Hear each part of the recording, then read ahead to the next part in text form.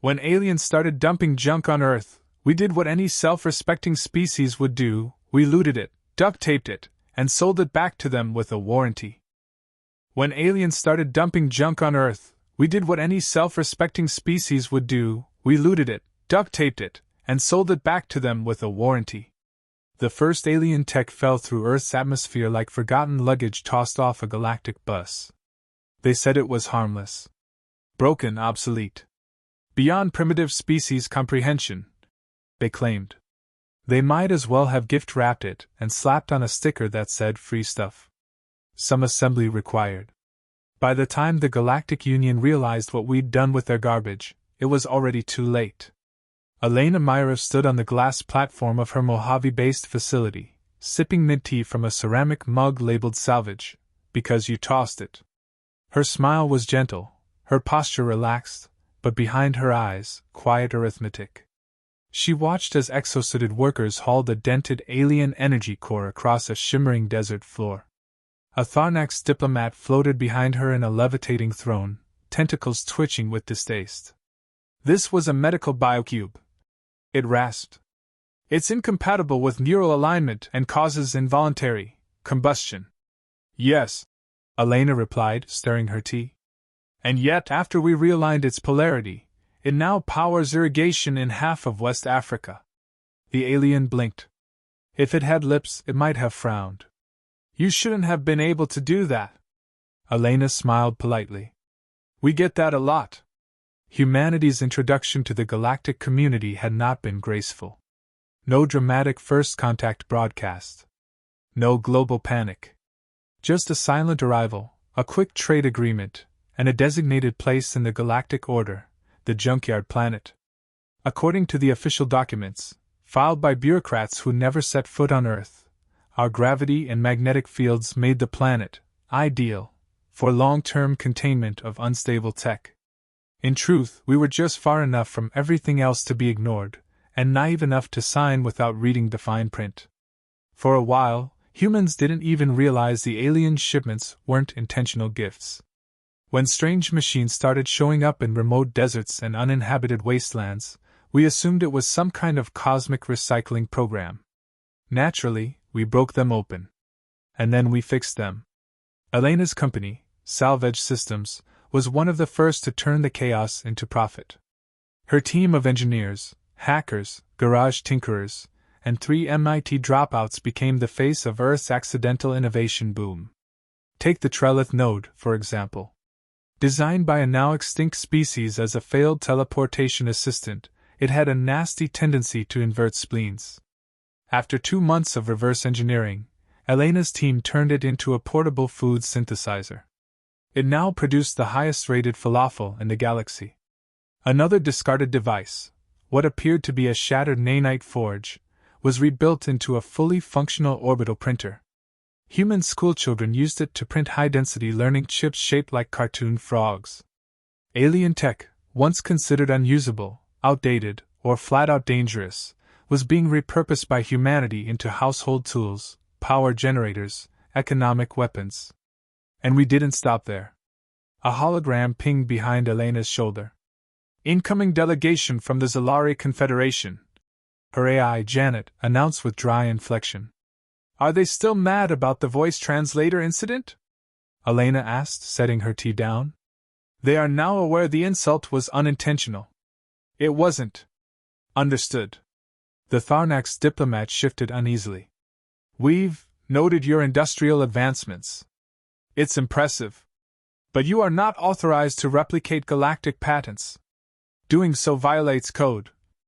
Code 4721A. Elena finished. Subsection 12. All derivatives from failed tech are considered fair salvage if no living representative of the original creator exists. She paused. Which is the case for your patents, correct? After that regrettable civil implosion? The Tharnax ambassador twitched. That was a temporary collapse. Of course, Elena said sweetly. Temporary genocides happen to the best of us. Beneath her words was a truth the galaxy hadn't yet acknowledged. Humans were better at breaking things down than anyone expected. And more importantly, better at building them back up. We didn't create new technology, we remixed it. Duct tape and fusion coils. Coffee-powered engines. AI systems run on sarcasm and caffeine. Every piece of trash the galaxy dropped became a blueprint. Every broken invention was a challenge. Every gift was quietly studied, dissected, rebuilt, and, when needed, turned into leverage. Aliens laughed at our tinkering. Until we sold their own tech back to them, cheaper, faster, deadlier. In a solar orbit facility above Mars, a weapons demonstration was underway.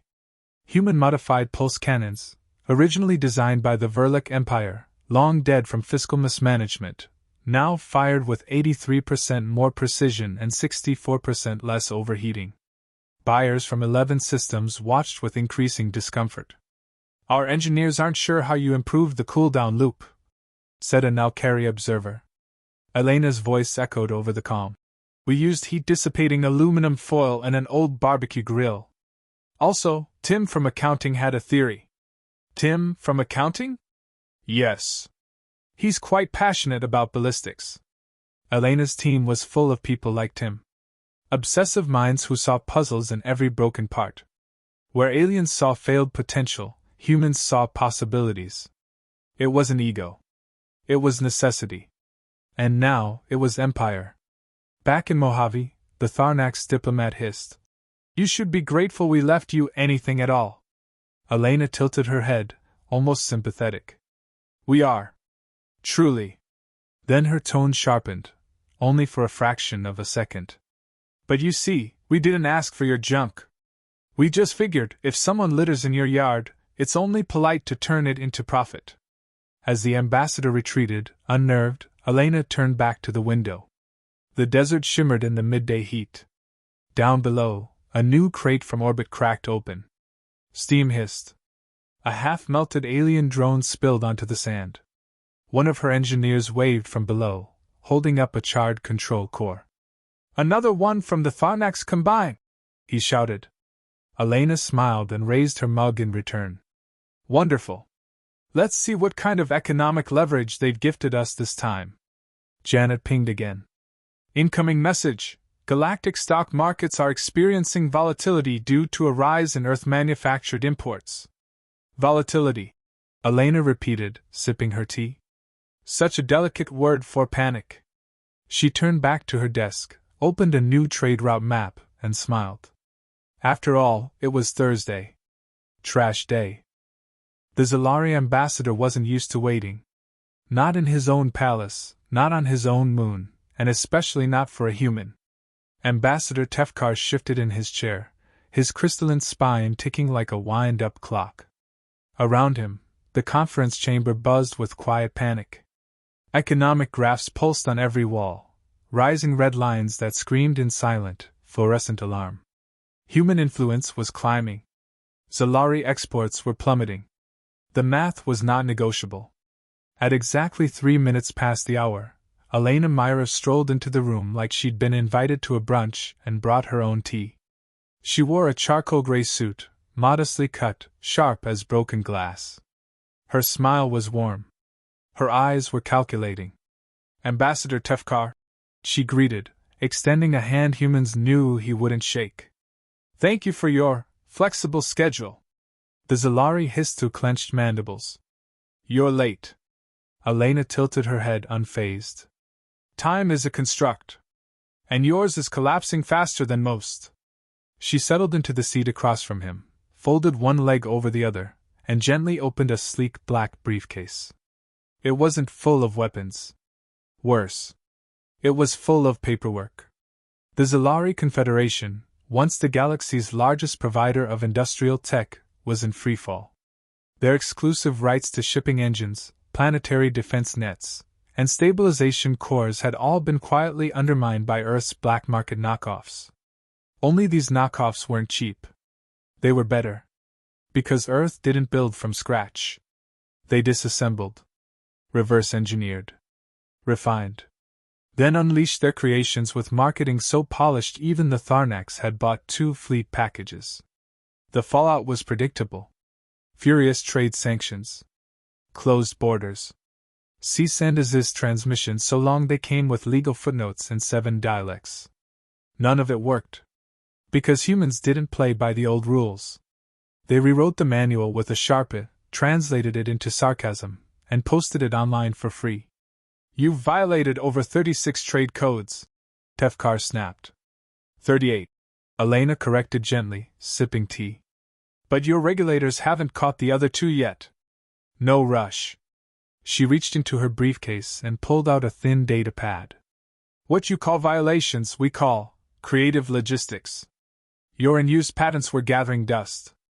We gave them purpose. Isn't that what sustainability is all about? Tefkar blinked, confused. You sold the destabilized quantum core as a microwave. To be fair, it only vaporizes things if you leave it on popcorn mode too long. This is not funny. Tell that to the family who cooked Thanksgiving dinner in 3 seconds. Behind the charm, Earth's economic warfare was deadly. Salvage Systems wasn't just recycling tech, it was embedding itself into the backbone of galactic infrastructure. Banking systems ran on Earth-stabilized AI now. Mining ships used Terran-tuned gravity pumps. Security droids operated with reprogrammed alien cores that, oddly enough, worked better after a human teenager had hacked them. Just for fun. What the aliens dismissed as accidental genius was, in truth, meticulously orchestrated subversion. Elena didn't build an army. She built dependence. And when an empire depends on you, conquest becomes redundant. Here's the problem, Ambassador, Elena said, tapping the datapad. Your economy is structured around exclusivity. You believed no one could replicate your tech because your engineers told you it was impossible. We, on the other hand, hired engineers who knew it was impossible, and told them to do it anyway. That's not innovation. That's theft. She smiled again. Aren't they the same thing with better PR? The Zalari pounded the table with a segmented fist. You will cease operations immediately or face embargoes from 20 systems. Systems that already run on Earth-grade infrastructure? She asked. Please embargo us. Just remember to stock up on food. And oxygen. And working lights. While diplomats shouted and threatened, Earth's network spread like a quiet virus. Not through warships, but contracts. Not through conquests, but dependency. Out in the asteroid colonies of Denari, a mining operation switched to human-supplied reactors after 3 alien models melted through containment. A month later, the miners began paying Elena's company directly, in rare metals. In the spiraling cities of Vancouver, local governments had already replaced their failing weather control systems with Earth-made alternatives. They came wrapped in steel, scented like cinnamon, and came with downloadable updates.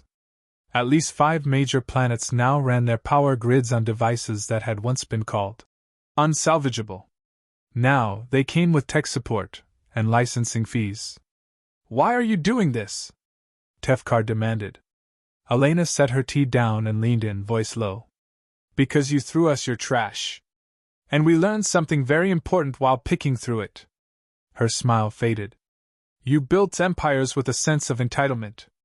We built ours with burnt fingers, faulty wiring, and coffee-fueled engineers who refused to quit. You assumed a failed device was the end. We saw it as a challenge. She stood slowly. And if there's one thing humans do better than anyone in this galaxy, it's turning a mess into a market. Later, in the private lounge of her orbiting cruiser, Elena stared out at the swirl of stars. Janet, her AI, hovered quietly on a hollow panel. You were harsh, Janet commented. They were stubborn. Stubborn and hemorrhaging currency. Elena nodded. Which makes them ripe for investment. A soft ping lit the console. Another transmission. This time from the Vozari, the oldest and quietest of the Galactic Council races. They've requested a private meeting, Janet said. No media. No diplomats. Interesting. Should I prepare legal counsel? No. Prepare a bottle of red wine and a proposal. Elena's voice was calm. Cold. If the old guard is nervous, it means they finally understand. Understand what? Elena stared out at the stars. That we're not here to compete. We're here to replace them. Ambassador Muir of the Vozari High Council watched the humans from a shadowed balcony on Corinth Prime. He had not moved in hours. Not since the Earth delegation arrived with smiles, gift baskets, and contracts written in 36 dialects, each one legally airtight, and all of them dangerous. Below, in the golden-lit rotunda, Elena Myrov laughed politely at a joke no one understood. She held a glass of wine like it was a weapon, yet moved like she didn't need one. Her posture was relaxed, every word measured, her eyes scanning the room like a predator browsing a menu. "She's only here for trade," whispered a council aide behind Muir. He shook his head slowly. "No. She's here for position." Elena stepped away from the gathering as if she'd grown tired of winning smiles and flattery. She wandered the terrace garden of the council estate, quiet shoes brushing against marble. A Vozari emissary approached from the side path, tall, robes flowing, face unreadable beneath a crystalline veil. "You walk among our oldest trees," the emissary said. Elena nodded. "They're beautiful. I hope we're not too loud for them. They've stood for 10,000 years. They've heard louder mistakes." She gave a soft laugh. "I'll try to be a quiet one, then." Inside, the council debated in hushed tones. Charts glowed in front of them, each worse than the last. Earth's tech was now embedded in over 60% of galactic civilian infrastructure. Human-tuned processors ran planetary power systems. Their AIs had infiltrated galactic logistics, navigation, even legal arbitration platforms. None of it had been forced. No threats. No fleets. Just convenience. "She's collapsing empires with return policies," one counselor muttered. "She's exploiting our waste," said another. "No," Muir corrected, entering the chamber. "She's exploiting our arrogance." On the garden path, the emissary stopped beside Elena. "There's a story the Vozari elders tell," they said, "of a creature with two faces, one kind, one cruel. It waits in silence, smiling, until its enemies lean in close. Then it strikes." Elena turned toward them, sipping her wine. "I've heard a version of that," she replied. "But in ours, it's the kind face that wins. Because by the time anyone sees the cruel one, it's already too late." Hours later, aboard her private cruiser, Elena entered her command chamber. Janet flickered to life above the console. "They're convening an emergency vote," the AI said. "Multiple factions want Earth blacklisted from trade. They need unanimous approval," Elena replied, unbuttoning her jacket. "And Vozari abstention kills that. You sure they'll stay neutral?" "I'm not asking them to stay neutral." She sat down, calm. "I'm asking them to stay smart." She opened a drawer, revealing a simple square device. Black. Featureless. "What's that?" Janet asked. "A contingency." "Contingency for what?" "For when they stop pretending they can ignore us." The next day, the Tharnax launched a raid. 3 stealth cruisers dropped from warp above Mars orbit, targeting the salvaged lunar hub. Their plan: seize one of Earth's refit stations, capture key personnel, and broadcast dominance. They never reached the landing pad. The first ship was disabled mid-descent by a kinetic defense net repurposed from abandoned Vozari mining drones. The second was torn apart by its own navigation system, hijacked by salvaged onboard AI, which politely requested the crew to disembark before triggering a gravity spike. The third turned around and fled. But not before broadcasting a message back to the Combine. "They used our own tech against us. They've turned garbage into a fortress." Back on Earth, salvage stock tripled in 4 hours. The Council called another emergency session.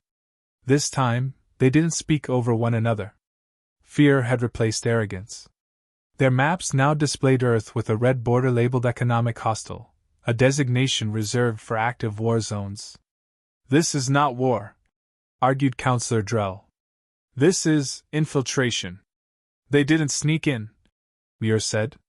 "We invited them. We just assumed they'd trip on the welcome mat." Aboard the cruiser, Janet broke the silence. "There's a message. Direct. From the Zrelak Syndicate. Patch it through." Elena said, not looking up. A flickering green alien appeared, 3 eyes blinking, voice slurred with tension. We propose an alliance, it said. We will share what we have left of our vault tech if Earth ceases expansion. Elena didn't smile. She didn't blink. Your vault tech? She asked. Yes. Already unlocked it. 2 weeks ago. Your fail-safes were quaint. The alien flinched. We'll still take a partnership, she continued. But the terms have changed. Later that night, Muir received a sealed report from his spy master. Earth's growth was no longer exponential. It was viral. Every failed containment attempt only led to deeper integration. A failed embargo became a licensing opportunity. A military raid turned into a product demonstration. He stared at the final page. Humanity is not conquering us. They are replacing us. Elena sat alone in her office, lit by stars and spreadsheets. She poured herself a cup of tea and finally allowed the smile she'd been holding in all day. Not cruel. Not victorious. Just satisfied. Earth hadn't needed a fleet. It had needed patience. And junk. And now, from that junk, they'd built an empire no one could bomb, blockade, or outvote.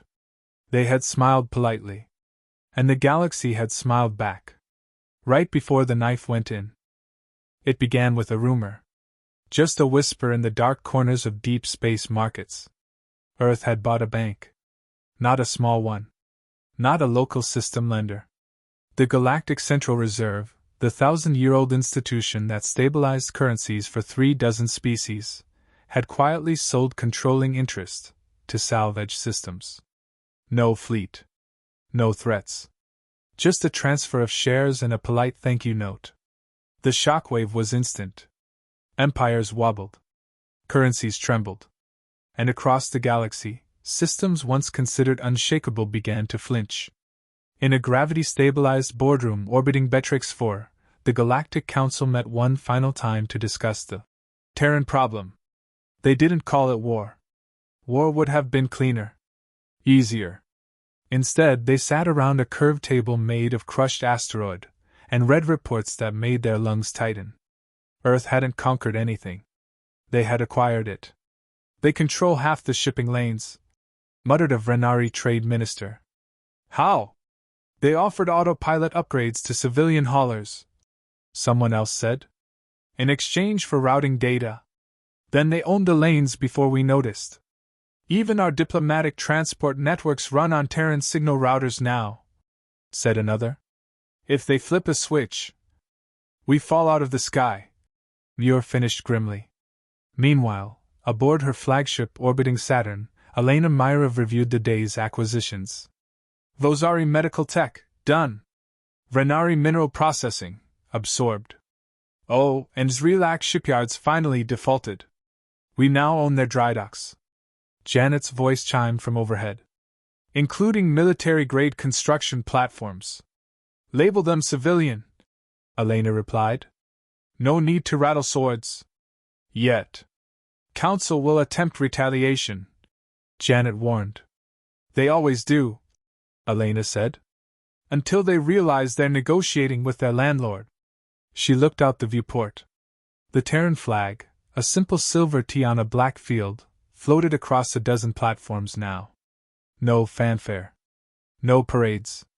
Just presence. Back at the council, desperation had replaced pride. What do they want? The Tharnax delegate hissed. Resources? Power? Control? Muir shook his head. They don't want our thrones. They want our chairs. A Vozari tactician leaned forward. Then what do you suggest? Beg for peace? No, Muir said. Buy time. 2 days later, Elena received a secure invitation. Private negotiation. Galactic Council. Full assembly. She accepted without hesitation. The chamber was silent when she arrived. No aides. No flattery. Just tension thick as fog. Elena walked in calmly, black suit crisp, datapad in hand, and nodded once. Thank you all for coming, she said. You've dismantled our economies. The Venari ambassador snapped. Not dismantled. Streamlined. You've infiltrated our systems. We optimized your supply chains. You are undermining galactic stability. At that, Elena's voice went quiet. Not low. Not cold. Just tired. Your stability, she said, was built on inefficiency. Hoarded knowledge. Wasted resources. And broken tech you couldn't fix, so you dropped it on us like crumbs. She paused. We didn't ask for a seat at your table. You tossed your leftovers into our yard. We made dinner. Then we bought the table. Counselor Drell slammed a hand down. You will not control us through trade alone. You forget what we have: fleets, weapons, worlds. Elena turned to him with a polite smile. You're right. You do have all those things. And every one of them runs on software that's been patched, streamlined, or replaced by Earth-tuned systems. And behind every Earth-tuned system, she tapped her datapad, is a kill switch. The lights in the chamber flickered. For half a second, every delegate's comm implant blinked red. A reminder. Elena let the silence stretch. Then, but don't worry. We don't want to press it. We're not interested in war. That's expensive. No return on investment. You want surrender? No, she replied. We want efficiency. Governance that works. Laws that make sense. Trade that benefits everyone, not just the first species that showed up with shiny ships. And who decides that? Muir asked. She looked him in the eye. We do. Not shouted. Not threatened. Just acknowledged. After a long silence, Muir spoke again. You could have taken everything by force. Why didn't you? Elena's answer was simple. Because then we'd have to run it all. And we don't want your mess. She placed a small cube on the table. A contract. Already signed by several smaller systems, Worlds Earth had quietly uplifted, protected, and stabilized. This is not occupation, she said. It's merger and acquisition. Sign, and you keep your seats. Your cultures. Your flags. You just start playing by better rules. And if we refuse? Janet's voice answered through the chamber's speakers. Then we politely recommend checking your power grid for updates. One by one, the delegates leaned back in their chairs, the weight of inevitability settling across their shoulders. The war had never started. Because it had already ended. Hours later, as the chamber emptied, Muir stayed behind. Elena poured herself a fresh cup of tea. You'll rule this galaxy one day, he said. She shook her head. We don't need to rule it, she said. We own it. He smiled faintly. There's an old Vozari proverb. Those who smile too much are either poets or monsters. She raised her cup. We just read the fine print. Back on Earth, in a modest office in what used to be an abandoned steel mill, a teenager named Lex worked on salvaging another hunk of alien tech. It was blackened, fried. Useless. But she saw patterns. She saw potential.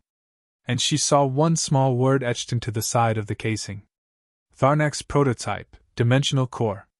She grinned, pulled her goggles down, and muttered, Let's see what this trash can do. Because the galaxy still hadn't learned. They were still dropping their problems on Earth. And Earth? Earth didn't throw anything away.